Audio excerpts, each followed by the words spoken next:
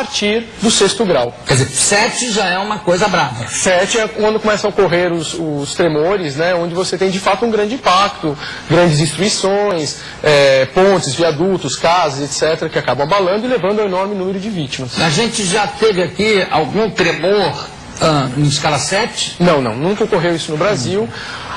Os maiores tremores que foram sentidos, esse, se não me engano, foi acho que o 4º, né, aconteceram no Mato Grosso, né, no Rio Grande do Norte, no Ceará, que atingiram escalas aí entre 5 e 6, só que como são regiões desabitadas, né, dificilmente causaram algum dano, por isso que a gente não tem um registro aí. E um tremor recente que teve no norte de Minas, que houve no caso o óbito de uma menina, a gente tem que levar em consideração também a engenharia daquela região, das casas, se causaram um grande impacto ou não. Existe uma outra possibilidade de ocorrência de tremores em áreas onde você tem a ocorrência de cavernas subterrâneas. Quando você tem um solapamento da área superficial, você também pode causar um outro tipo de tremor, no caso mais localizado. Vamos falar de duas cidades que têm como característica o terremoto, Tóquio e Los Angeles. Isso. Tóquio, então, uma população enorme. Isso. Los Angeles também, mas é uma cidade mais espalhada, vamos dizer assim.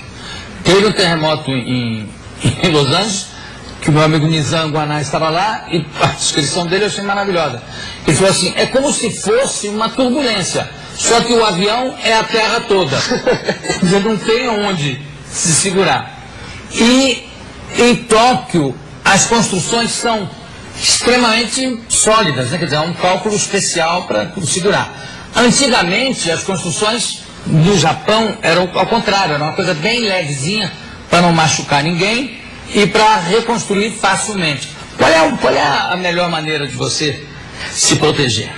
Eu acrescentaria também a cidade do México, né, que é uma cidade também claro, de uma população enorme, uma das maiores cidades do mundo, e numa área também extremamente frágil, onde os sismos são muito frequentes. No caso de Tóquio, tem um fato que até foi agravante, né? Hoje, todo dia 1º de setembro, por exemplo, eles fazem uma simulação, né? Todo ano eles fazem essa simulação por causa de um incidente que ocorreu em 1923. Nesse caso, nessa ocasião, não só os tremores abalaram essas casas de estrutura frágeis, como eles costumavam aquecer as suas casas com carvão. E isso gerou um enorme incêndio, né? E grande parte da população teve que fugir do incêndio, ou acabou morrendo afogada, ou acabou morrendo asfixiada, ou até mesmo carbonizada pela ação desse enorme incêndio que ocorreu na cidade. Por conta disso, a engenharia tem desenvolvido mecanismos para que se evite que esses abalos sejam muito grandes, né? Um exemplo interessante foi feito em Istambul, no aeroporto. Eles colocam uma espécie de bola que pode ajudar a equilibrar a cobertura do edifício do aeroporto. Assim ele não desabaria sobre a construção. Esse é um dos métodos, né? Além do que eles têm colocado na base dos prédios para evitar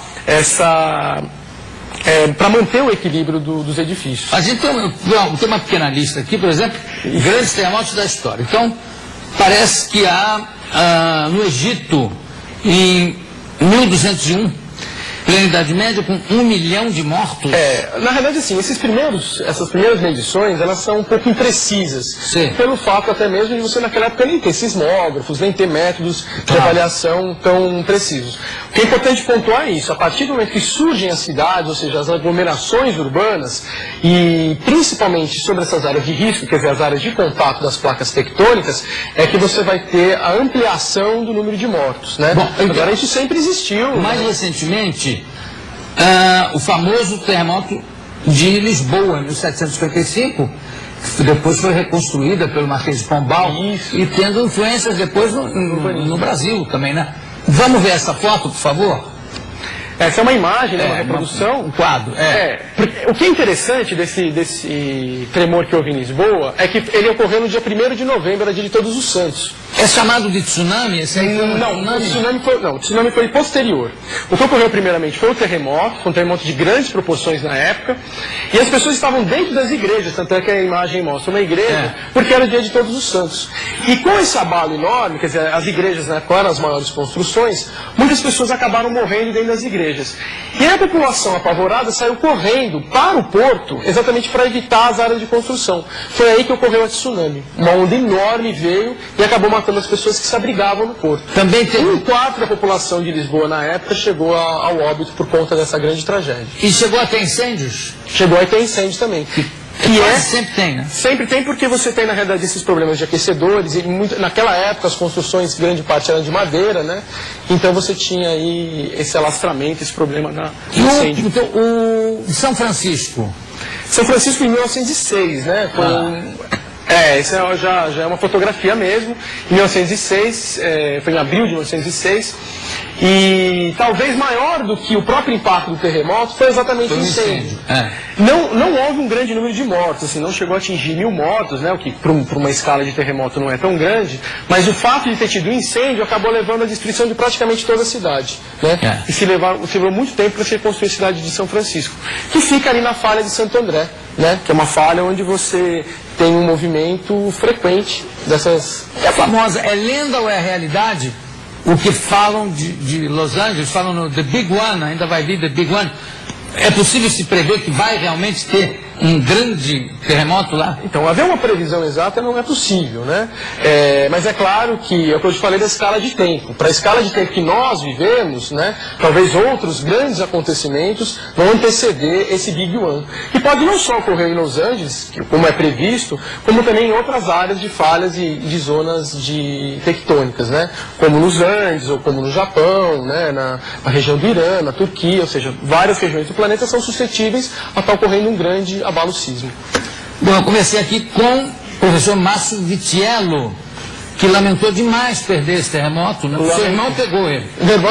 Então teve um amigo meu que contou que ele saiu correndo e foi para a casa da sogra, né? Ele não sabia se era mais seguro ficar na casa da sogra ou enfrentar o terremoto. Ou enfrentar o terremoto no apartamento dele. Márcio, muito obrigado. Eu que agradeço. Daqui a pouco a gente volta.